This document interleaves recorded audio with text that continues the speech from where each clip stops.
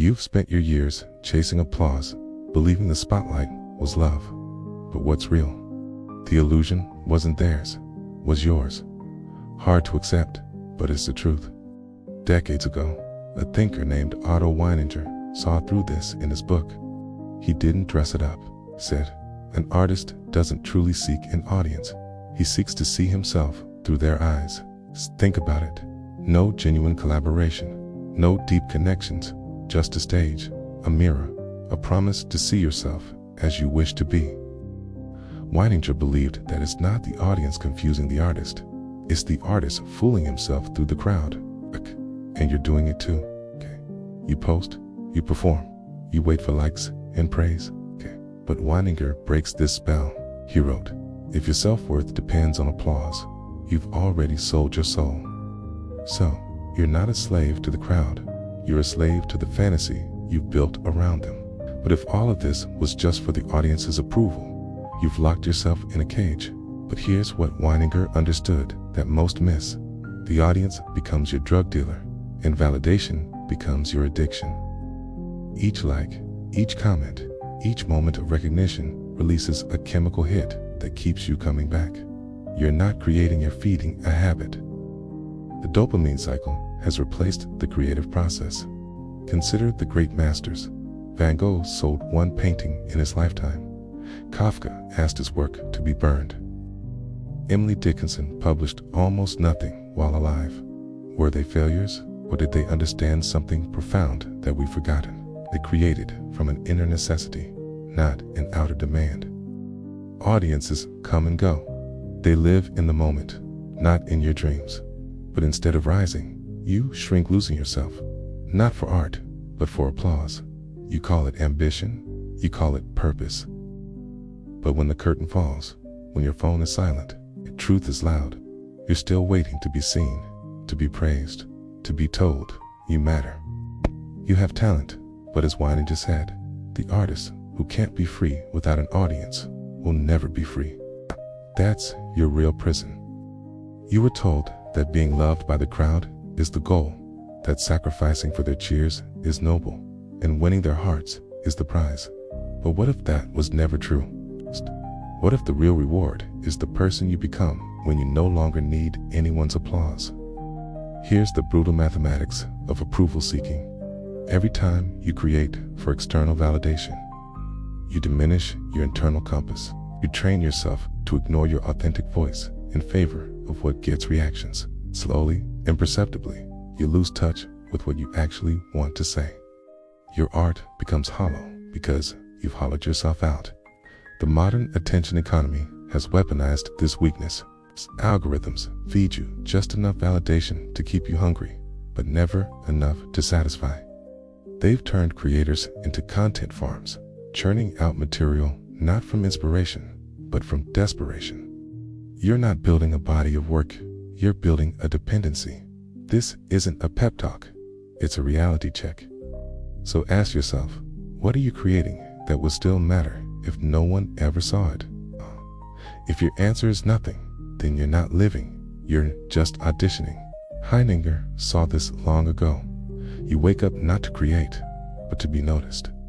Every achievement hides a quiet agony to be seen, to be admired. And deep down, you know you've turned your life into a show. Shh, Weininger said. The world is to the artist what temptation is to the philosopher. It's distraction from his highest calling. But what if this hunger for attention isn't creativity, but a copy of something else? The philosopher faces the same trap. They could spend their time crafting viral tweets about wisdom, or they could spend years in solitude, wrestling with ideas that might change everything. The easy path promises quick rewards. The hard path promises transformation. Most choose easy. That's why wisdom is rare and noise is abundant. The world offers you 1,000 distractions from your true work. Social media promises connection, but delivers isolation. Fame promises fulfillment, but delivers emptiness. Money promises freedom, but delivers new chains. These aren't evil things, but they become evil when they replace your real purpose.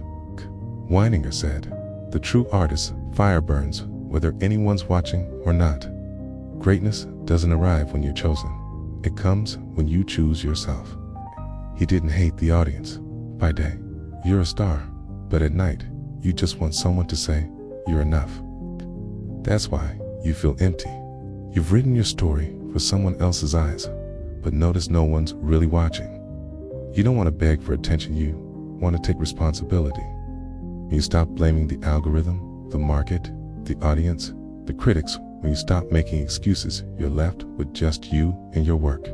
That's the moment most people retreat back to the comfort of external blame. True creators understand that meaning is not discovered, it's manufactured. Every day you choose to create something meaningful, you're voting for the person you want to become. Why do artists feel incomplete?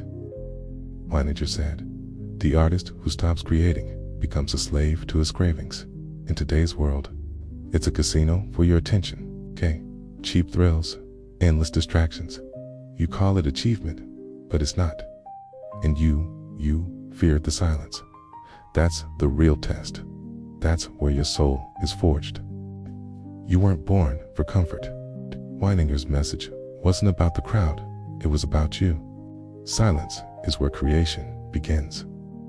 Not the silence of absence, but the silence of presence. When you're so focused on your work that the world falls away. This is the state every great creator seeks, the place where self-consciousness dissolves and something larger moves through you. But our culture has declared war on silence. Every moment must be filled with noise, stimulation, input. The constant consumption of content, even good content, can crowd out the space where original thoughts grow. The greatest gift you can give your creativity is boredom. Not the anxious boredom of waiting for something to happen, but the patient boredom of waiting for something to emerge from within. This is why retreats exist, why artists seek solitude, why writers disappear for months at a time. So look in the mirror. Are you still giving yourself away, or are you rising? No one is coming to crown you. Either make meaning from emptiness, or wear a mask forever. Who are you doing all this for? Weininger said, most artists aren't rejected by the world, they reject themselves, because standing alone feels like death, okay? And it is the death of the child who wanted to be picked, but from that, a true creator is born, okay? This death is not optional, it's inevitable. Will you deliberately shed the skin of the approval seeker, or will you slowly suffocate under its weight? The world needs your authentic voice, not your performed version. It needs what you have to say, not what you think it wants to hear.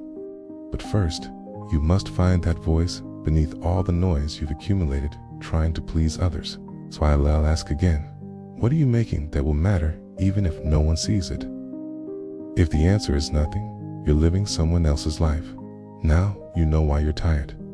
No one else was fooling you, you were fooling yourself. Now the choice is yours. Bury that old self, or go back to pretending nothing's wrong. You came here not to prove yourself, but to grow. And remember, no one will hand you the crown. You must claim it for yourself. Crew. No more endless scrolling. No more excuses. You don't need science. You need a decision. So rise, choose yourself, and make something whether anyone's watching or not. The world is waiting for what only you can give. But first, you must stop asking permission to give it.